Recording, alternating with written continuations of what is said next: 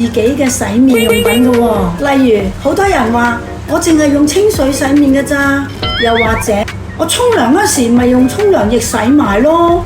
我今日就一次過講下皮膚乾、出油、面黃，我哋點樣去揀洗面呢？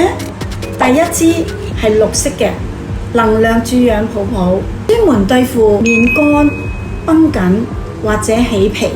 佢質地咧係軟糯，洗落係唔會繃緊嘅。第二支紅色係控油淨膚泡泡，專門對付油乾皮膚容易起粒粒。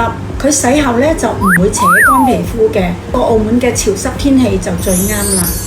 第三支白色嘅提亮泡泡，專門對付暗沉、面黃、痘印嘅皮膚。洗完面咧係透亮晒，我係極力推薦嘅。我哋而家複習一次，乾我哋用綠色，油用紅色，黃用白色。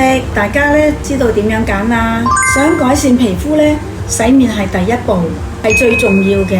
大家一定要揀啱㗎。今日分享到呢度，大家俾個心心我啊，拜拜。